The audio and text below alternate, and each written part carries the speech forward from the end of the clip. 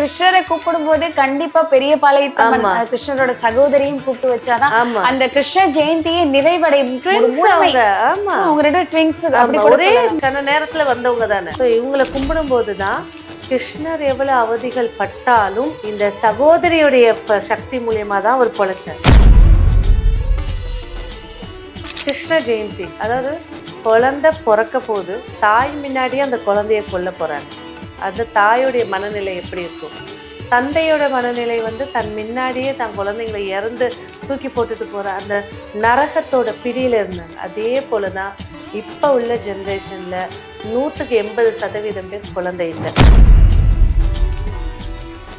குழப்பங்கள் இருந்துட்டே இருக்கும் குடும்பத்துல. எப்ப பார்த்தாலும் எந்த பிரச்சனையும் இருக்காது. பண பிரச்சனை இருக்காது, குழந்தை குட்டி இல்லாம இருக்காது, திருமண பிரச்சனை இருக்காது, குடும்பம் நல்லா ஒரு பெரிய குடும்பமா இருக்கும். ஆனா எப்ப பார்த்தாலும் குடும்பத்துக்குள்ள பிரச்சனை வந்துட்டே இருக்கும்.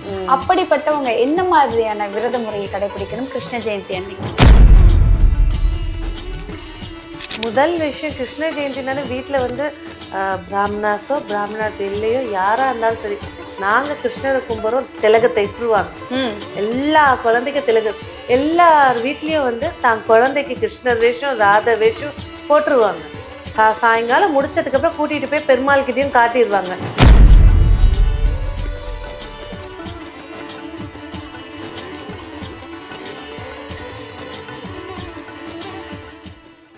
வணக்கம் மேம். வணக்கம். தொடர்ந்து கிருஷ்ண ஜெயந்தி நிகழ்ச்சியை பத்தி நம்ம பார்த்துட்டே இருக்கோம். கிருஷ்ண ஜெயந்தி அப்படின்னு சொன்னதோட இதுல ஒரு முக்கியமான விஷயம் என்னன்னா, கிருஷ்ணருக்கும் ஒரு அம்மனுக்கும் சம்பந்தம் இருக்கு அப்படின்னு. இந்த கதையில ஒரு அம்மன், முக்கியமான அம்மனுக்கும் சம்பந்தம் இருக்கு அப்படிங்கறத நம்ம ஒரு கதையிலேயே பேசியிருக்கோம். சோ அதை பத்தி மக்களுக்கு தெளிவா சொல்லுங்களேன். அதாவது கிருஷ்ண ஜெயந்தி அப்படின்றது கிருஷ்ணர் அவதரிச்சது.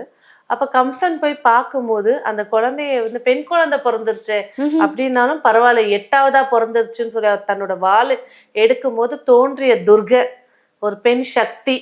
அந்த சக்தி அந்த கம்சனுக்கு சொல்லிட்டு அது போய் விழுந்த இடம் தான் பெரியபாளையத்தம்மன் கோயில். ஓ, பெரியபாளையம். அவளும் அவதரிச்சது இதே தேய்பிரை அஷ்டமி.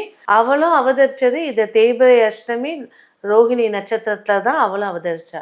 எல்லார் வீட்லயும் என்ன செய்வோம், கிருஷ்ணரை கும்பிடுவோம். அதே தினத்துல அவதரிச்சவ இதே சக்தி, இந்த கிருஷ்ணருடைய பாதி பங்கு சக்தியோட அங்க போய் உட்கார்ந்தவ.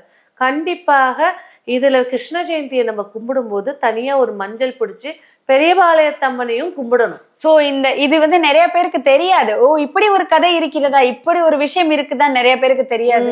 சோ கிருஷ்ண ஜெயந்தியில ரொம்ப முக்கியமான கடவுள் யார வச்சு கும்பிடணும்னா பெரியபாளையத்தம்மனுக்கும் கிருஷ்ண ஜெயந்திக்கும் இவ்வளவு சம்பந்தம் இருக்கு.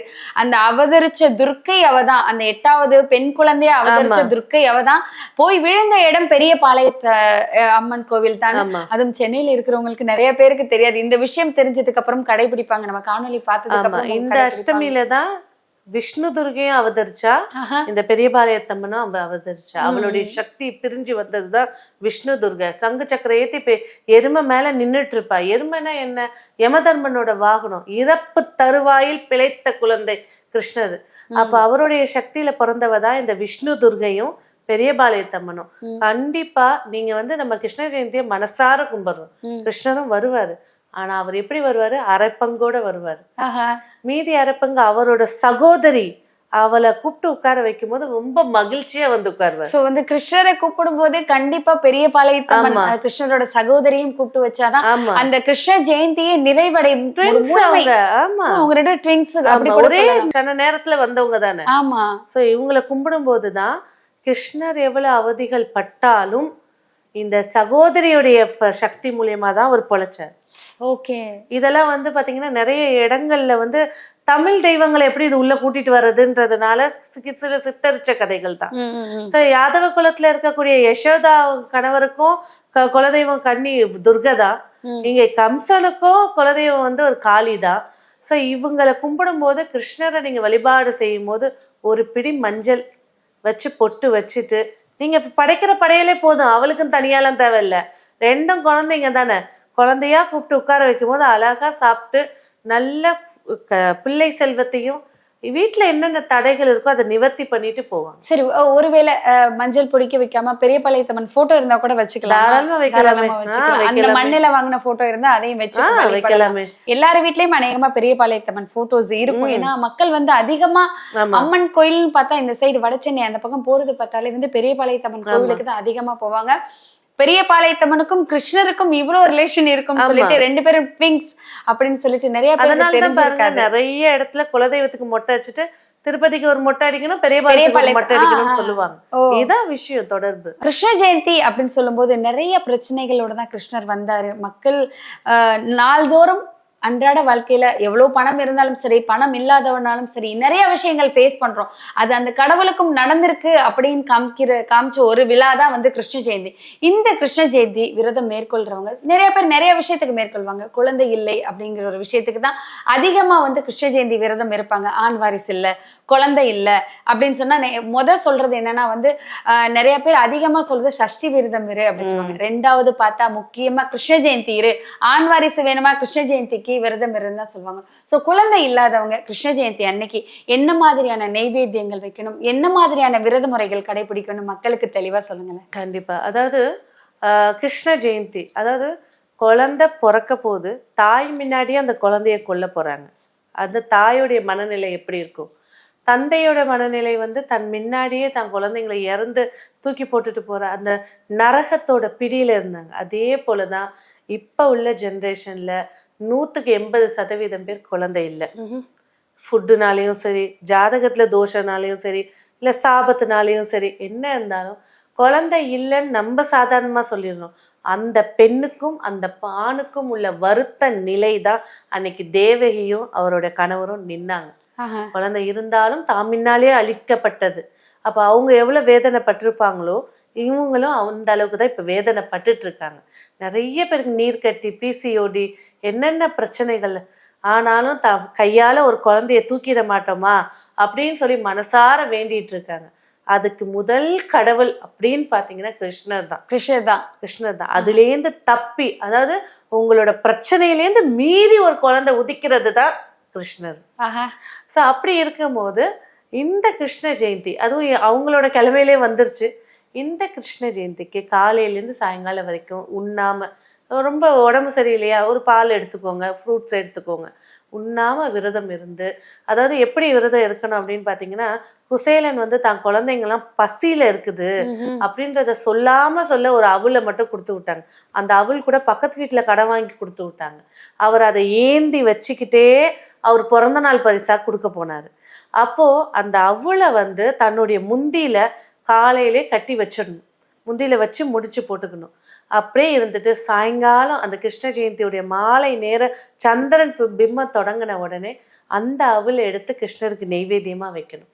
அதை வச்சுட்டு தீபம் ஏற்றி மனசார பிரார்த்தனை பண்ணுங்க. தயவு செஞ்சு இறைவன் முன்னாடி அழுகாதீங்க. இறைவனே தன்னுடைய அவதாரமே வந்து மக்கள் அழாம இருக்கணுன்றதுக்காக தான் அவதாரம். ஸோ அந்த அவளை வச்சு நீங்க ஒரு அவளோ ஒரு ஸ்வீட்டோ வச்சு, அவள் தான் மெயின், வச்சு வழிபாடு செய்யும் போது நிறைய பேருக்கு அடுத்த கிருஷ்ண ஜெயந்திக்குள்ள குழந்தை பிறந்தா. சோ இதுதான் எதிர்பார்ப்பாங்க. இந்த கிருஷ்ண ஜெயந்திக்கு இதான் சொல்லுவாங்க, கிருஷ்ண ஜெயந்திக்கு விரதம் அடுத்த கிருஷ்ண ஜெயந்தி கிருஷ்ணர் வீட்டுல இருப்பாரு அப்படிங்கிற ஒரு விஷயம் சொல்லுவாங்க. அதை தாண்டி திருமண சிக்கலும் இருக்கும். திருமணம் நடக்காது, திருமணம் நிச்சயம் பண்ணி நின்றும், லவ் பண்ணிருப்பாங்க, திடீர்னு பிரேக்கப் ஆயிருக்கும், நிறைய விஷயங்கள் இருக்கு. சோ அந்த மாதிரி இருக்கிறவங்க கிருஷ்ண ஜெயந்தி அன்னைக்கு என்ன முறைகளை கிடைக்கும்? அதாவது திருமண தடை, இல்லற வாழ்க்கையில பிரச்சனை அப்படி இருக்கக்கூடியவங்க இதை வந்து நிறைய பேர் பண்ணியிருக்கலாம். ஆனா பண்ணாதவங்களுக்கு இது ஒரு கிஃப்ட்னே வச்சுக்கலாம். ஸோ கிருஷ்ண ஜெயந்தி அன்னைக்கு 2 வாழை இலையில, ஒண்ணுல வந்து வெண்பொங்கல், ஒண்ணுல வந்து சக்கரை பொங்கல். ஸோ நல்லா குளிப்பறிச்சு நெய்யிட்டு அதுல திரி போட்டு தீபம் ஏற்றணும். அந்த தீபத்தை ஏத்திட்டு உட்காந்து கிருஷ்ணரோட மந்திரங்கள் எது வேணா சொல்லலாம். மனசார இல்லற பிரச்சனை இருக்கிறவங்க கூட இந்த தீபத்தை ஏற்றி வச்சுட்டு மனசார பிரார்த்தனை செஞ்சுட்டு அதை பிரசாதமா சாப்பிடும்போது தன்னோட ஜாதக ரீதியா இருக்கட்டும், உடம்பு ரீதியா இருக்கட்டும், இல்ல குடும்ப கஷ்ட ரீதியா இருக்கட்டும், இல்ல வருமான ரீதியா, எந்த ரீதியாக இல்லறத்துல பிரச்சனை, எந்த ரீதியாக கல்யாணம் ஆகிறதுக்கு தடையா இருக்கு, அவங்க இந்த பிரசாதத்தை சாப்பிட்டதுன்னு 48 நாளுக்குள்ள அந்த பிரச்சனையோட வீரியத்தை குறைச்சு கொடுப்பாரு.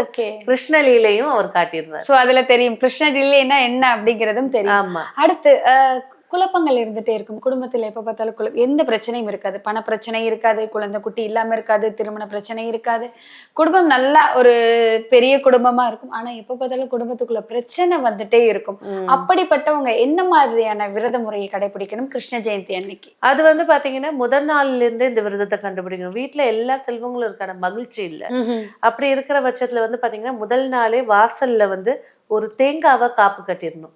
ஒரு தேங்காவை எடுத்து மஞ்சள் தடவி பொட்டு வச்சுட்டு வாசல்ல கட்டிடணும் முதல் நாள். அடுத்த நாள் வந்து இந்த கிருஷ்ணருக்கு வழிபாடுகள் என்னென்ன நீங்க பலகாரம் செய்றீங்களோ எல்லாம் செஞ்சு வச்சுக்கோங்க. அதுல ஒரு பூசணிக்காய், முழு பூசணிக்காவை வாங்கி வச்சிடணும். வச்சுட்டு பூஜைகள் எல்லாம் முடிச்சதுக்கு அப்புறமா அங்க கட்டின தேங்காவும் இந்த பூசணிக்காவும் எடுத்து சாமி முன்னாடி, கிருஷ்ணன் முன்னாடி வச்சுட்டு, யாராவது ஒரு திருநங்கை, கிருஷ்ணருடைய இஷ்டமானவ அவதான், அவ வந்துட்டாக்கா இவர் வாயை மூடிடுவார். என்னவோ பிரச்சனையை முடிச்சு கொடுத்துருன்றாரு. அந்த திருநங்கை யாரையாவது கூப்பிட்டு அந்த பூசணிக்காவும் தேங்காவும் குடும்பத்தோட உட்கார வச்சு சுத்தி, அதாவது வரும்போதே அவங்களுக்கு என்ன நீங்க காசு தரீங்களா, ட்ரெஸ் தரீங்களா, எல்லாம் கொடுத்து முடிச்சிருங்க.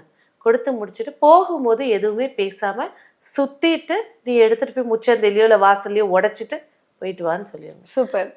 எப்பேற்பட்ட திருஷ்டி தோஷமா இருக்கட்டும், குடும்பத்துல அந்யோன்யம் இல்ல, எல்லாம் ஒரு போனை வச்சுட்டு உட்கார்ந்துட்டு இருக்காங்க, எல்லாம் ஒரு வேலைன்னு சுத்திட்டு இருக்கவங்களுக்கு அந்யோன்யத்தை ஏற்படுத்தி கொடுக்கும். இப்ப வந்து பெண்களுக்காக வந்து நிறைய விரதங்கள் கடைபிடிப்பாங்க. ஆனா பெண்களுக்கு பாதுகாப்பு கொடுக்கிற தெய்வம் யாருன்னா கிருஷ்ணர். எங்க இருந்தாலும் வந்து திரௌபதியை காப்பாத்தின மாதிரி அந்த புடவையை பிடிச்சு இழுக்கும் போது அந்த இடத்துல 5 பாண்டவர்கள் இருந்துமே எந்த இதுவும் ஹெல்ப் பண்ணல. அந்த இடத்துல கிருஷ்ணர் தான் வந்து அவரோட கை மூலமா அந்த புடவை போய் அந்த பெண்ணை காப்பாத்தினாரு. எந்த பிரச்சனையும் இல்லாம காப்பாத்துற தெய்வம்னா கிருஷ்ணர் தான். பெண்களுக்கு ஒரு தைரியம் வரணும், ஒரு பாதுகாப்பு வரணும் அப்படின்னா என்ன மாதிரியான விரத முறை இந்த கிருஷ்ண ஜெயந்தியில அவங்க கடைபிடிக்கணும்? முதல் விஷயம், கிருஷ்ண ஜெயந்தினால வீட்டுல வந்து பிராமணாஸ் இல்லையோ யாரா இருந்தாலும் சரி, நாங்க கிருஷ்ணரை கும்புறோம், திலகத்தை இட்டுருவாங்க. எல்லா குழந்தைக்கும் திலகம், எல்லார் வீட்லயும் வந்து தான் குழந்தைக்கு கிருஷ்ணர் வேஷம், ராத வேஷம் போட்டுருவாங்க. சாயங்காலம் முடிச்சதுக்கு அப்புறம் கூட்டிட்டு போய் பெருமாள் கிட்டையும் காட்டிடுவாங்க. பக்கத்துல கிருஷ்ணர் கோயிலுக்கா கூட்டிட்டு வந்து காட்டிடுவாங்க. இந்த நிறைய கிருஷ்ணர் கோவில்ல தொட்டிலும் போட்டு வைப்பாங்க. தூக்கிட்டு வந்து குழந்தைய தொட்டில போட்டு எடுத்துட்டு போவாங்க. அதுக்கே லைன் நிக்கும் ரொம்ப தூரத்துக்கு. அதே போலதான் கிருஷ்ணரை வழிபாடு செய்யும் போது 2 ஆண்களால தீட்டப்பட்டு திரௌபதி அதாவது அவ வந்து அந்த புடவையை இழுக்கிற வரைக்கும் தன் கைய வந்து மார்பிள வச்சிருந்தாலாம் விடாம. ஒரு கட்டத்துல அதுவும் இழுக்கும் போது 2 கையும் நீட்டி கிருஷ்ணான்னு கூப்பிட்ட நேரத்துல அவர் புடவையை கொடுத்தாராம். இழுத்த புடவை இழுத்தே கை ஜாயிண்ட் உடஞ்சி செத்தவங்க எல்லாம் இருக்கு. கண்டிப்பா. அப்ப ஒரு பெண்ணை தொடரும் அப்படின்னா அந்த பெண்ணுக்கு பாதுகாப்பு அப்படின்னு எடுக்கும்போது முதல் விஷயம், பெண்கள் வந்து கிருஷ்ண வழிபாடு மிக சிறப்பு. அதுலயும் வந்து கிருஷ்ணருக்கு கனிகளை வைத்து வழிபாடு செய்யணும். மெயினா முக்கணி வைக்கிறது சிறப்பு. அப்படி இல்லாத பட்சத்துல அவருக்கு வந்து பாத்தீங்கன்னா பச்சை வண்ணத்துல எது வச்சாலும் பிடிக்கும் அவருக்கு. கண்டிப்பா பச்சை வண்ணத்துல. அதனாலதான் பாருங்க கிருஷ்ண ஜெயந்தி அன்னைக்கு தன்னோட வாரிசுங்களுக்கு புது துணி எடுத்து போடுவாங்க. அம்மாங்க அப்பாங்க போடுறாங்களோ இல்லையோ, பசங்களுக்கு கிருஷ்ண ஜெயந்தி வருது ஒரு ட்ரெஸ் எடுத்துட்டு வந்துருங்க அப்படின்னு போடுவாங்க. அந்த இடத்துல அந்த ட்ரெஸ்ஸை வச்சு வழிபாடு செஞ்சு போடும் போதே பாதுகாப்பாயிடும். அதே போல இப்ப பெண்கள் பாதுகாப்புக்குன்னு எடுக்கும்போது கிருஷ்ணரோட பாதுகாவலன் தான் கருப்பு, 18 படி கருப்பு. அவரை கும்பிட்டுட்டு அதே இடத்துல தனியா ஒரு கற்பூரம் ஏத்தி வைங்க, கருப்பு வந்து உட்காரும். கண்டிப்பா. இப்ப இருக்க காலகட்டத்துல பெண்களுக்கு நிறைய விஷயங்கள் வந்து தவறா நடந்துட்டு இருக்கு. ஒரு ஜஸ்டிஸ் கிடைக்காம தொடர்ந்து ஒரு விஷயம் நடந்துட்டு இருக்கு. அதுக்கான சரியான நீதி கிடைக்கவே இல்லை. யார வேணாலும் ஏமாத்தலாம், ஆனா கடவுள் உங்களை சும்மாவே விட மாட்டாரு. தக்க தண்டனை கிடைக்கும். அதை நாங்க எங்க பக்தி சேனல் மூலமா சொல்லிக்கிறோம். அததான் சொல்லியிருக்காங்களே, மனுஷன் அன்னைக்கே கொள்ளுவான், தெய்வம் நின்னு. கண்டிப்பா கண்டிப்பா. பெண்களை இனி தொட்டாங்கனாக்கா அதோட கர்மாவையும் தொட்டுதான் ஆகும். கண்டிப்பா இதற்கான கூலி கண்டிப்பா கிடைக்கும். தொடர்ந்து பேசலாம். நன்றி மேம்.